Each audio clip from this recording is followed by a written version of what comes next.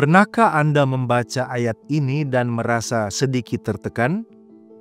Karena itu haruslah kamu sempurna, sama seperti Bapamu yang di sorga adalah sempurna. Matius 5 ayat 48. Itu adalah standar yang sangat tinggi. Tuhan benar-benar mengharapkan kita untuk menjadi sempurna. Apa artinya? Dan bagaimana kita bisa mencapainya? Ada kabar baik yang akan kita bahas bersama pada episode ini. Mari kita gali bersama.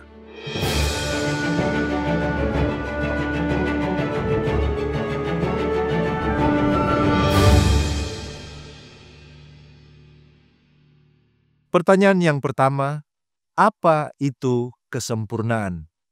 Ketika Anda mendengar kata sempurna, apa yang muncul di benak Anda?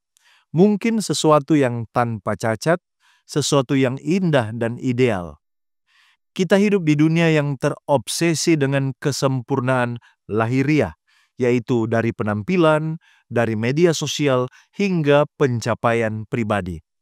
Namun, di dalam Alkitab, kesempurnaan memiliki arti yang lebih dalam. Dalam Yakobus 1 ayat 4 dikatakan, "Dan biarkanlah ketekunan itu memperoleh buah yang matang, supaya kamu menjadi sempurna dan utuh dan tak kekurangan suatu apapun." Kesempurnaan dalam perspektif Alkitab bukanlah tentang tidak pernah melakukan kesalahan, tetapi tentang pertumbuhan dan kedewasaan rohani, seperti buah yang matang, bukan hanya terlihat bagus di luar, tetapi benar-benar lezat dan bergizi. Amsal 4 ayat 18 menggambarkan perjalanan ini dengan indah. Tetapi jalan orang benar itu seperti cahaya fajar yang kian bertambah terang sampai rembang tengah hari. Dengan kata lain, kesempurnaan adalah sebuah proses, bukan pencapaian yang instan. Apakah kesempurnaan berarti tanpa dosa? Pertanyaan besar berikutnya, apakah menjadi sempurna berarti kita tidak lagi berbuat dosa sama sekali? Jawabannya adalah ya. Itu adalah tujuan Tuhan bagi kita. Dia ingin kita bebas dari dosa karena Dia tahu bahwa dosa merusak dan menghancurkan. Bayangkan Anda menemukan apel yang kelihatan sempurna, tetapi ketika Anda ingin memakannya, ternyata ada ulat di dalamnya. Sedikit saja bagian yang busuk bisa membuat seluruh apel menjadi tidak layak dimakan.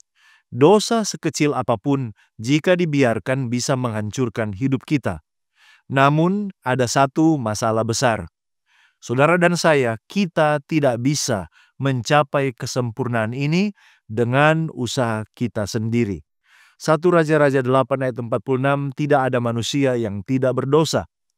Jika kita berkata bahwa kita tidak berdosa, maka kita menipu diri kita sendiri dan kebenaran tidak ada di dalam kita menurut 1 Yohanes 1 ayat 8.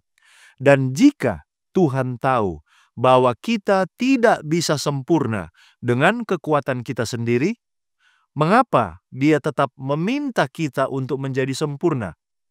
Jawabannya adalah ada di dalam kasih karunia-Nya. Bagaimana saudara dan saya bisa menjadi sempurna? Pernahkah saudara melihat seorang anak kecil yang bermain di lumpur? Bagaimana dia bisa bersih kembali dengan mencuci wajahnya di cermin? Tentu tidak. Dia membutuhkan lebih sekedar cermin. Dia membutuhkan air dan sabun.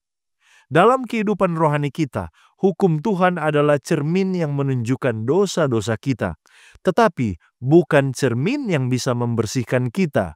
Yang dapat membersihkan kita hanyalah kasih karunia Yesus Kristus.